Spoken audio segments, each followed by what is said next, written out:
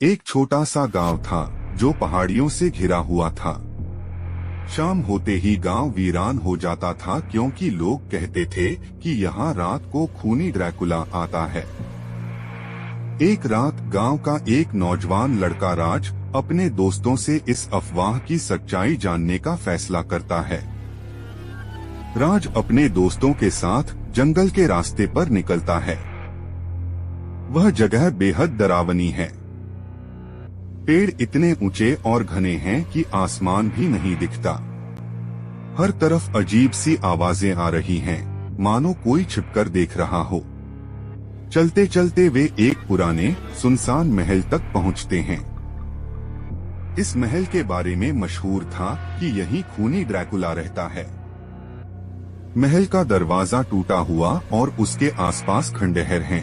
राज और उसके दोस्त महल के अंदर दाखिल होते हैं। अंदर सब कुछ धूल और जालों से भरा हुआ था। अजीब से चित्र और मूर्तियां चारों तरफ थीं, मानो वो उनकी तरफ घूर रही हों। एक बड़े से कक्ष में राज और उसके दोस्त पहुंचते हैं। यहाँ एक काले ताबूत के पास चमकदार लाल आंखें दिखाई देती हैं। तभी ताबूत का ढक्कन खिसकता है और खूनी ड्रैकुला जाग उठता है। नी ड्रैकुला ताबूत से बाहर निकलकर राज के दोस्त पर हमला करता है। राज उसे बचाने की कोशिश करता है, पर ड्रैकुला बेहद ताकतवर था। राज और उसके दोस्त महल से भागने की कोशिश करते हैं। ड्रैकुला उनके पीछे पीछे आता है। उसकी तेजी और ताकत से वे बच नहीं पा रहे थे।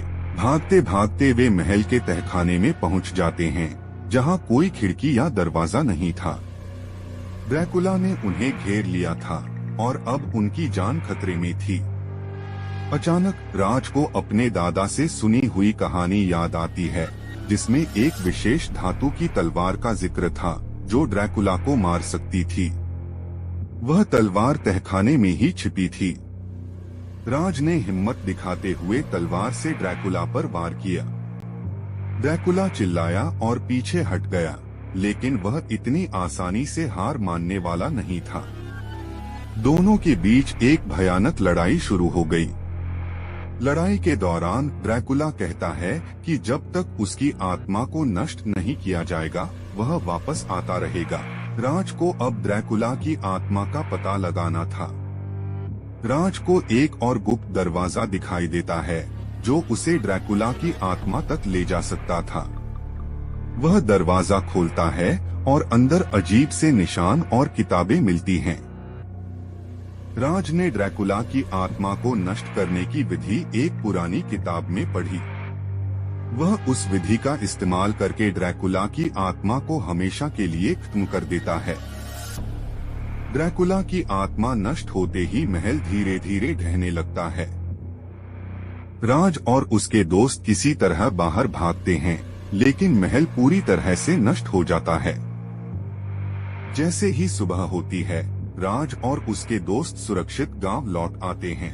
खूनी ड्रैकुला का आतंक हमेशा के लिए खत्म हो चुका था और गांव फिर से शांत हो जाता है।